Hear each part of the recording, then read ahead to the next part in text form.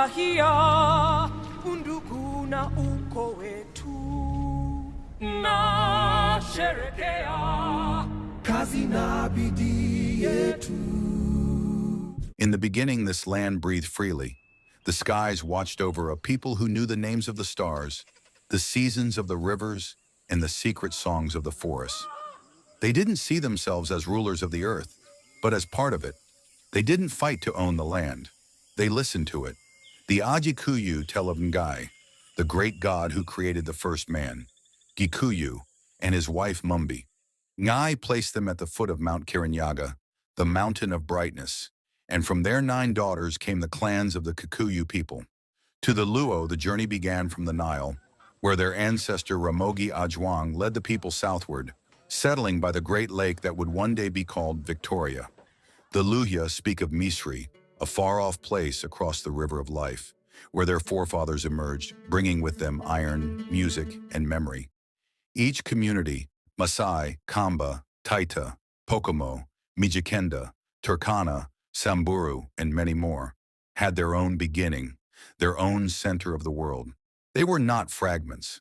They were stars in a vast sky, each shining with its own light. There was no Kenya yet, but there was civilization. Along the coast, the Swahili people built stone towns with coral walls and arched doorways, blending African roots with Arab, Persian, and Indian influences. Lamu, Malindi, and Mombasa were not just fishing villages. They were city-states trading gold, ivory, slaves, spices, and ideas. Long before Europe knew of these shores, dhows were already sailing across the Indian Ocean, linking East Africa to Asia. Calligraphy, architecture, and Islam flourished. The people wrote poetry in Kiswahili using Arabic script. They built tombs and mosques, told stories of ancestors who spoke with jinn, and carved out a coastal civilization with elegance and strength. Then came the winds of change. In 1498, a Portuguese sailor named Vasco da Gama docked at Mombasa. It was the beginning of a new age, of ships, guns, and foreign gods. The Portuguese stayed for nearly 2 centuries, fighting for control of the coast. They burned towns, built forts, and tried to reshape the coast in their image. But the Swahili resisted. With the help of the Omanis, they drove the Portuguese out in 1698. Yet even with the Portuguese gone, freedom didn't last. The coast soon fell under the rule of the Sultan of Oman. Arab slave traders raided the interior, bringing pain and broken families to many tribes. Meanwhile, Christian missionaries and European explorers followed rivers inland, carrying crosses, books, and imperial maps. In Europe, something bigger was happening. In 1884, powerful men gathered in Berlin to divide Africa among themselves. No African was invited. No African voice was heard. It was there, in a room far from this land, that Kenya was born, on paper. The British were given control of a region they barely knew, and they soon created the Imperial British East Africa Company to exploit it. They laid railroads not for the people, but for their own profits. The famous Lunatic Express Railway, stretching from Mombasa to Kisumu, became the backbone of British conquest. Thousands of Indian laborers were brought in to build it. Many died, but some stayed and made Kenya home. By 1895, Britain declared a protectorate, and by 1920, the colony of Kenya was officially born. But it was a birth soaked in theft and silence. Land was taken, names were erased, African chiefs were removed or co-opted. Whole communities were pushed into reserves while white settlers claimed the most fertile lands for themselves. African cultures were branded as backward. Spiritual shrines were burned. Children were forced to forget their languages and worship foreign gods in mission schools. Yet even in the shadows of domination, the people remembered. They remembered who they were. They remembered the stories their grandparents whispered by the fire. They remembered the trees, the rivers, the drums, and the ancestors who refused to kneel. And that memory became resistance. This was our beginning. I am a foreteller. I am a foreteller. I walk with the echoes of 9 kings' names. Footsteps carved into memory flames. Rwanda rose with a bone like steel. Truth in his chest, silence to kill. Ogallo dreamt of blood and stars. Riddles of power locked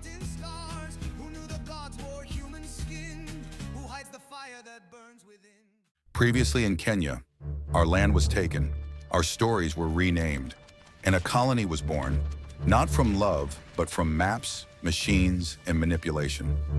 The year is 1885. A cold conference in Berlin ends with hot knives slicing across African soil. European powers divide a continent among themselves without consulting a single African elder, chief, or council. In the hearts of African lands, silent lines are drawn, and what would one day be called Kenya is handed to the British. At first, Britain doesn't rule Kenya directly. They send in a private company, the Imperial British East Africa Company. To them, Kenya is not a homeland. It's a project, a corridor, a business opportunity. They build forts, set up trading posts, and use treaties, many of them deceitful, to claim land. When resistance arises, they answer with rifles. But the company fails to manage the region. It's too wild, too rebellious, too costly. So in 1895, the British government steps in. Kenya becomes a protectorate, and slowly the grip tightens. In 1896, construction begins on what will become the spine of colonization, the Uganda Railway. They call it progress. The Africans call it destruction. Thousands of Indian laborers are imported to lay the steel. They cut through mountains, forests, and ancestral lands. Many die. Others survive and settle, becoming the root of the Indian-Kenyan community. But the real purpose of the railway is to extract, to open the interior for settlers, soldiers, and British ambition. The railway reaches Nairobi in 1899, and a simple stopover becomes a city, a British city, a colonial capital. Nairobi grows, not as a center for Kenyans, but as a fortress for foreign rule. Laws are passed, roads are built, not for the people, but for the settlers. The land is now under survey, under tax, under foreign names. By 1902, white settlers begin arriving in large numbers. Kenya is promoted as a white man's country. The most fertile lands, Rift Valley, Central Province, parts of Western, are taken by force. The Kikuyu, the Maasai, the Nandi, the Luhya, many are pushed into reserves, told where they can and cannot live. These are the early days of the land question, the question that still haunts Kenya today. By 1920, Britain formalizes its claim. The protectorate becomes the colony and protectorate of Kenya. The name Kenya itself is a mispronunciation of Kirinyaga, the sacred mountain of the Gikuyu, a name colonized just like the land. In classrooms, children are taught British history. In churches, they are told to forget their gods. In villages, they are taxed without representation. In towns, they must carry passes to prove they belong on their own land. But even in chains, the people remember. They remember Koitalel Arap Samoei, the great prophet of the Nandi, who resisted the railway and British intrusion for over a decade. He is tricked into a meeting of peace, only to be assassinated in 1905. They remember Mekatilili Wamenza, the Giriama warrior woman who danced with the spirits and led a rebellion against the British in 1913, refusing to kneel. They remember Harry Thuku in the first stirrings of political awakening in the 1920s. They remember the oaths whispered at night, the songs turned into protest, and the drums that refused to be silenced. The colony was not just built with brick and law, it was built with blood and forgetting, and yet resistance began to rise.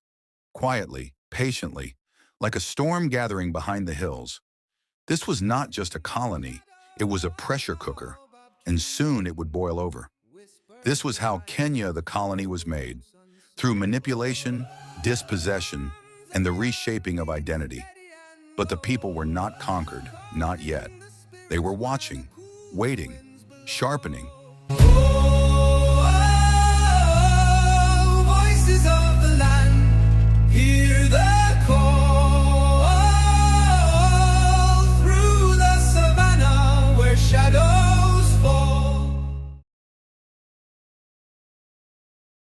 Previously in Kenya, we were colonized. Our land was taken, our leaders were silenced, but the people had not forgotten. Beneath the quiet, fires were being lit, small, hidden, but spreading.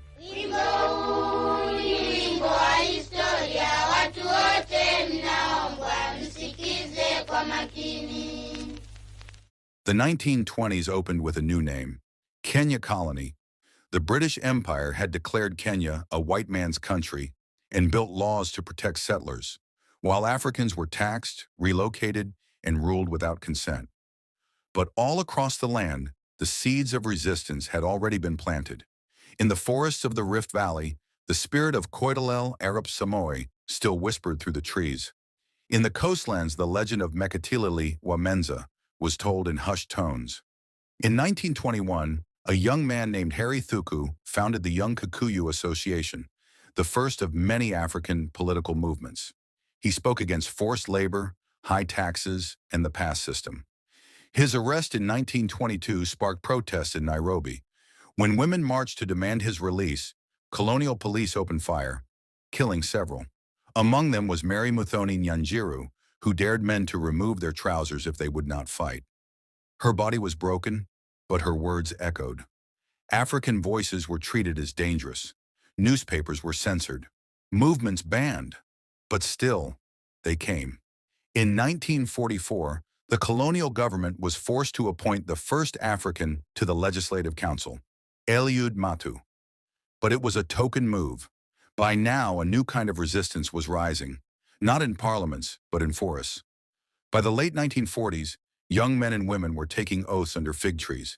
They were swearing not just loyalty to each other, but vengeance for land, for blood, for betrayal. They became known as Mau Mau.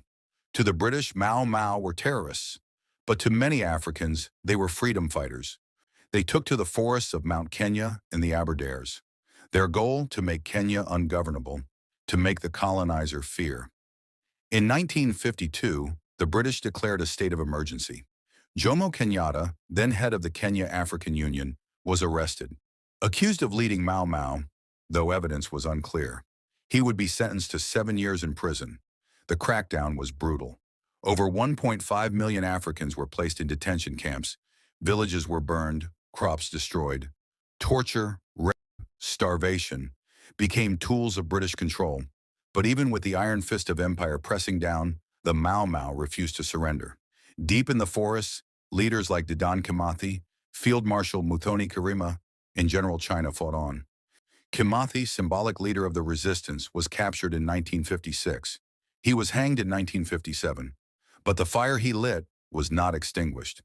Internationally, the world began to take notice. Britain was accused of war crimes. The cost of the war was rising. And back home, a new generation of African political leaders, Tom Mboya, Oginga Odinga, Mbiu Koinange, were gaining ground. By the early 1960s, it was clear the British could not hold Kenya forever. Mau Mau had broken the illusion of peace. They had exposed the myth of benevolent empire. And though they were vilified for decades, their sacrifices cracked open the gates of independence. These were not just rebels. They were ancestors reclaiming the future. They were the fire beneath the flag.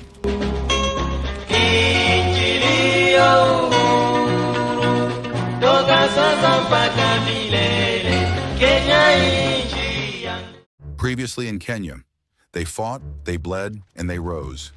The colonizer's flag came down. The black, red, white, and green went up. But what happens when the struggle ends and power begins?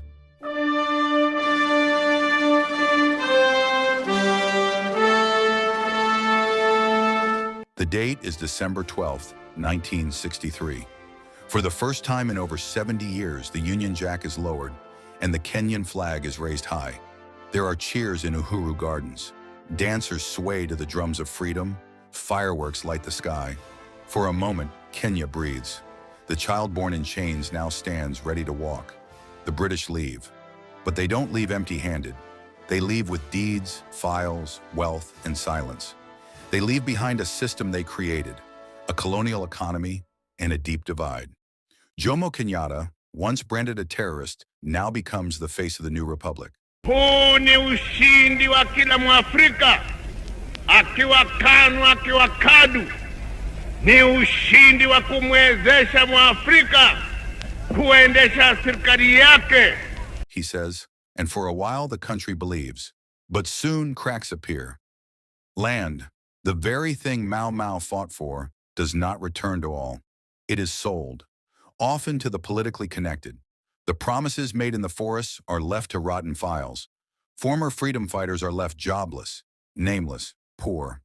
Some disappear quietly. Others begin to speak, but are told to shut up. A new class emerges. The political elite, ministers, MPs, governors of parastatals. They speak of unity, but live in gated privilege. They preach equality, but protect tribal interests. The ghost of colonialism doesn't leave. It changes clothes. Oginga Odinga, Kenya's first vice president, clashes with Kenyatta. He speaks of socialism, of land for the poor, of real equality. But he is sidelined. His party is banned. His name branded as a threat. Meanwhile, young voices rise. Piogama Pinto, Tom Mboya, J.M. Kariuki. Dreamers, builders, reformers. They want a Kenya for all Kenyans. But their light threatens power. Pinto is assassinated in 1965. Mboya follows in 1969. J.M., perhaps the most loved of all, exposes the growing gap between the rich and poor. He says Kenya is becoming a country of 10 millionaires and 10 million beggars. A year later, he is murdered. Each bullet is a message. Dissent is not welcome. In public, there is order. But underneath, fear grows. Tribalism spreads, not as tradition, but as a weapon. Politics becomes a game of exclusion. Loyalty becomes more important than justice. In 1978, Kenyatta dies. His vice president, Daniel Arap Moi, takes over. Mimi Daniel Arap Moi. Many expect him to be a transitional leader, but Moi consolidates power. He crushes opposition, declares Kenya a one-party state.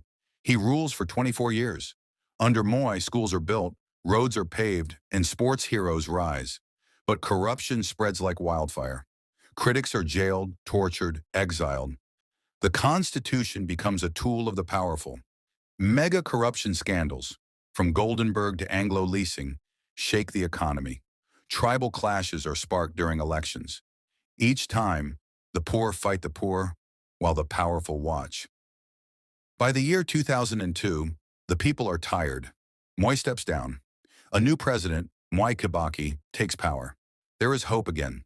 Mimi Mwai Kibaki naapa kwamba nitatenda kazi zangu za urais kwa Jamhuri ya Kenya. A new dawn, a new constitution is promised, but the old habits remain. This was the inheritance. The question is not just what did we gain, but what did we become? Previously in Kenya, the chains were broken, but not all the wounds were healed, and not all the dreams came true. This was independence. This was betrayal. This was the price of power. Hata moja anayetenganisha, anaishi na tumaini, najitolea daima Kenya, hakika ya bendera. Streaming now, only on Photeler Stories. Previously in Kenya, independence had come, but peace had not. Power changed hands, but not hearts. The chains were gone, but new ones, invisible and silent, had already taken shape. Niko njaa hata siwezi karanga, uwe hai shagala bagala. In 2002, after 24 years under President Daniel Arap Moi, Kenya stood on the edge of rebirth. The opposition united under Mwai Kibaki, promising reform, justice, and a new constitution. Mimi Raila Amolo Odinga naapa kwamba nitakuwa mwaminifu kwa rais wa Jamhuri ya Kenya. The people believed again. The streets of Nairobi echoed with chants.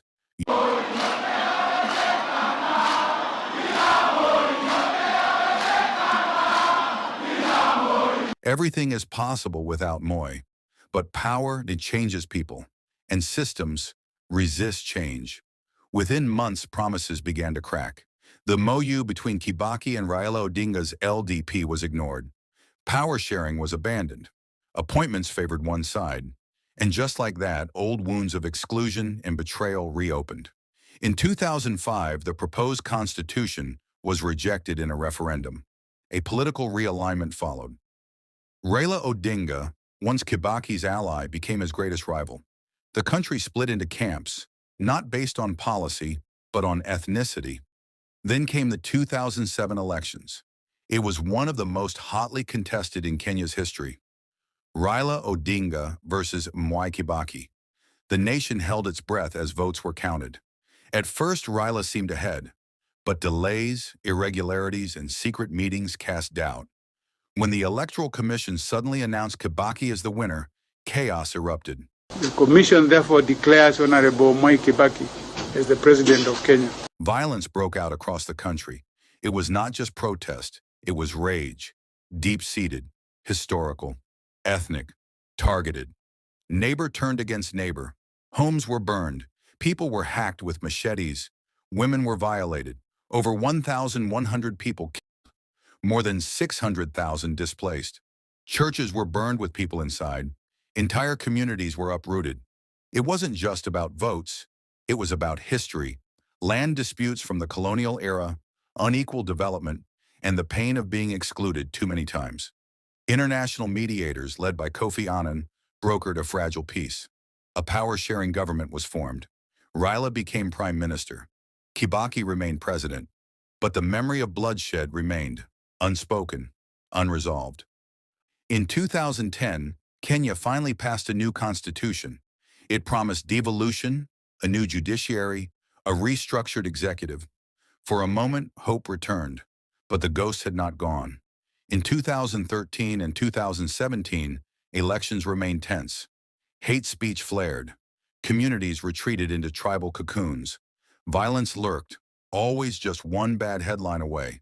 And in the background, something else grew: impunity. The people who orchestrated the violence of 2007 to 2008 were never truly punished. The ICC cases collapsed. Witnesses disappeared or were silenced. Truth was traded for silence in the name of peace. But is peace without justice really peace? We became a nation where we feared elections more than we feared dictatorship, where we chose tribe over truth, where we forgave leaders more easily than we forgave each other. Previously in Kenya, we said never again, but never came too soon, and again came too often. This is the war within, the war of identity, of inequality, of broken promises. It is not just political, it is personal, it is generational. But naming it is the first step to healing it. This was our war, with ourselves, with our past, with the Kenya we swore to build, but never finished. Previously in Kenya, we watched the sky darken in 2007. We cried, we buried our neighbors. Then we were told to move on. But how do you move on when justice never knocked at your door? 2009, a new chapter opened, truth-seeking. The government formed the Truth, Justice, and Reconciliation Commission, TJRC. Its job, to investigate historical injustices since 1963. From political assassinations to land grabbing, from torture chambers to economic exclusion, thousands testified, some wept, some named names.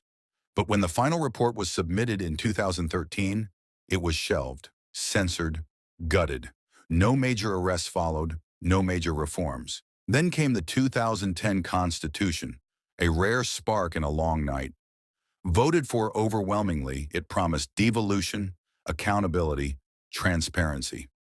Counties were created. Power was spread. Hope flickered again.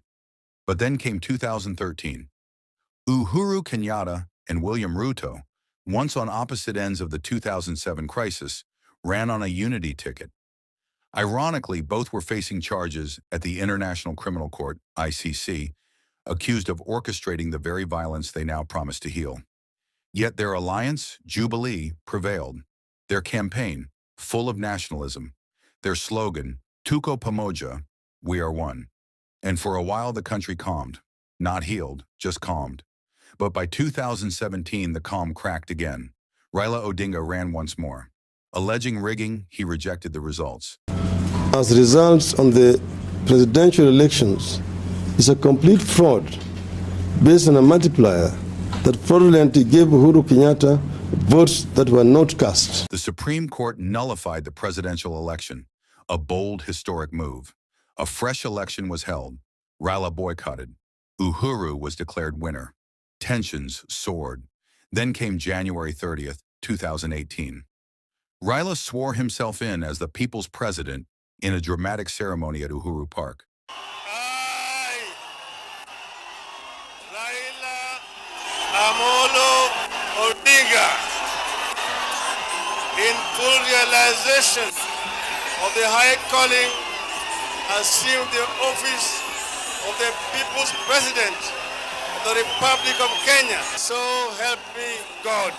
The state responded with blackouts, threats, shutdowns of media stations. The country was on the verge again. But then, something no one expected. On March 9th, 2018, the second handshake happened.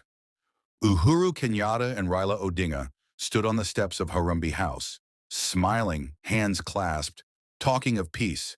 They said it was not about power, but about the nation, that Kenya was greater than all of them, and thus began what they called the Building Bridges Initiative, BBI. Its goal? End ethnic division, promote inclusivity, strengthen devolution, tame electoral violence, address historical injustices. It sounded noble, ambitious, necessary. But then criticism emerged. Was it really about unity or about political survival?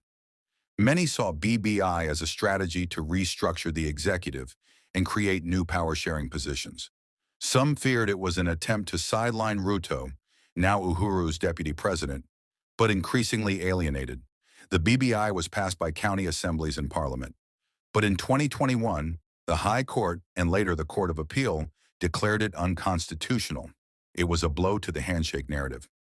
As BBI crumbled, alliances shifted again. Uhuru backed Raila for the 2022 elections. Ruto ran against both of them, positioning himself as the outsider, the hustler. Once again, Kenya was split. But this time, the language changed, from tribes to classes. The dynasties versus the hustlers. The 2022 elections came. Ruto won narrowly. Raila rejected the results. Protests returned. Tear gas filled the air again. But this time, unlike 2007, the country did not burn. Was that progress or exhaustion? Now Kenya stands in a strange space, tired of politics, yet addicted to it. Used to handshakes, but unsure of what they really mean. Used to apologies, but still waiting for restitution. We've heard leaders say, "We are sorry for the past. We must move forward. Let us forgive." But can a country truly forgive if it has never been told the full truth? This is the age of apologies, of handshakes, of smoke without fire, and wounds that itch beneath the surface. Kenya is still becoming, still remembering, still repeating. But perhaps, somewhere in all the noise, the people are beginning to ask the right questions. Kwa nini mko leo hapa? Sisi tuko hapa, sisi tulikuwa mboka, hata tukua tuandamane, sisi tulikuwa mboka. Masai nengi, utadu, una retaliate, mti yangu, una retaliate. Previously in Kenya, we were promised peace through handshakes, justice through dialogue, and equality through reform. But politics is not poetry, and in 2022, the song changed key. The country was weary of elites swapping places, weary of handshakes without healing, weary of slogans that didn't feed them. Into that fatigue walked William Samoei Ruto, branding himself not as a dynasty, but a hustler. He told the story of a chicken seller who rose from the muddy lanes of Sugoi to the gates of State House.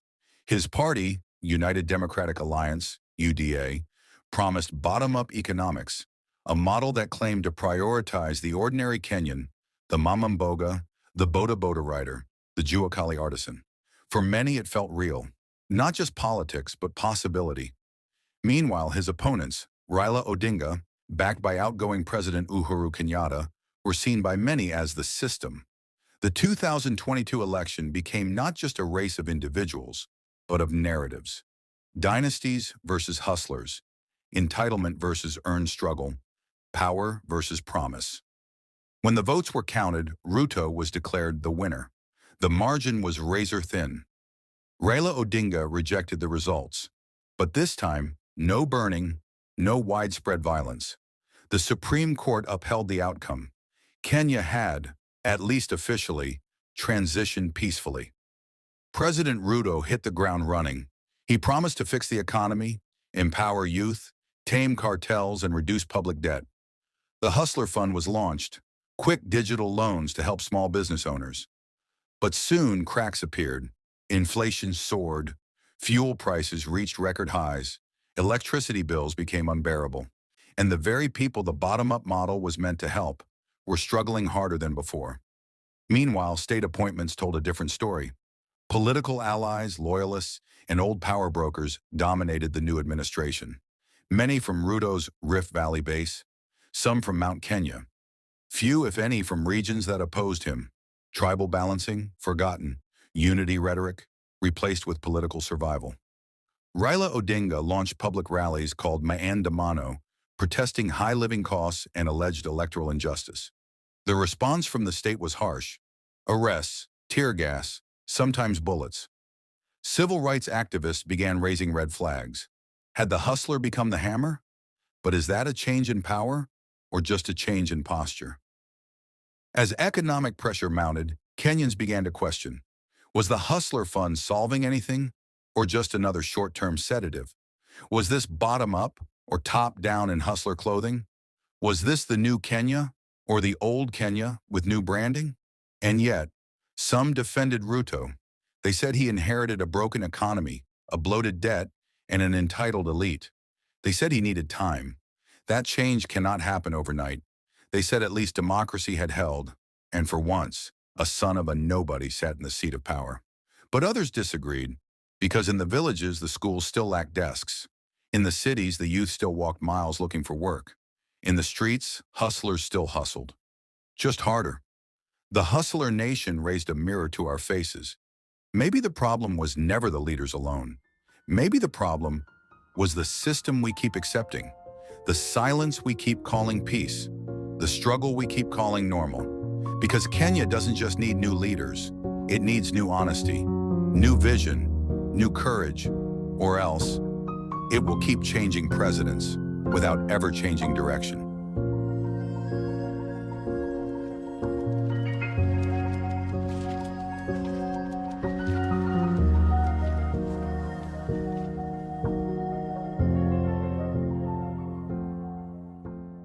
Previously in Kenya, we marched through freedom, betrayal, reform, rebellion, and survival. But now we must ask, where are we headed? 60 years after independence, Kenya stands as both a miracle and a mystery. A country that has known joy but carries scars. A nation born of resistance, but still trapped in reaction. A people proud, yet divided. It has survived assassinations, coups, economic crashes, election violence, foreign manipulation, tribalism, and corruption. But has it become the country it was meant to be? From the sugarcane fields of Mumias to the glass towers of Nairobi, Kenyans are asking themselves, who are we? Are we still a nation made up of 42 tribes trying to negotiate trust after every election? Are we citizens or spectators of elite drama? Do we share one dream or 50 fragments stitched by county borders and broken promises? In the early 2000s, we hoped that devolution would empower the people. Counties were given budgets, governors, assemblies.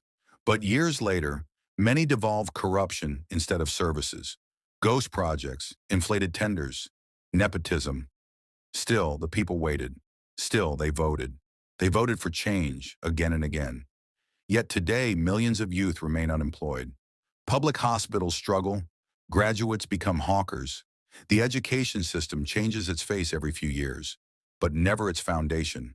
And in the middle of this, a powerful demographic rises, the youth. Over 70% of Kenya's population is under 35. They are digital, vocal, frustrated, but also creative, determined, awake. From viral protests like Reject Finance Bill to underground art collectives, spoken word movements, independent filmmakers, community gardens, boda-boda cooperatives, and village tech startups. Young Kenyans are not waiting for change. They are becoming the change. They are asking new questions. What does justice look like beyond a court ruling? What does freedom mean beyond raising a flag? What does being Kenyan mean beyond an ID card? Because perhaps Kenya is not just a state. Perhaps it is a soul, a living soul still trying to remember itself. And the truth is, we cannot heal what we refuse to face. We must talk about the stolen land that never returned, the forgotten names of those who died nameless in the forest and during protests, the generations robbed of opportunity by corruption, normalized as eating. And still, we must hope, because hope is not naive. Hope is resistance. Previously in Kenya, we waited for heroes. Now we must become them. We must unlearn the politics of fear. We must unseat the leaders of silence. We must rewrite what it means to be Kenyan, not just in law, but in love. Because nations are not built by parliaments alone. They are built by the people's memory, pain, persistence, and purpose. Kenya is still becoming, and what it becomes depends on us.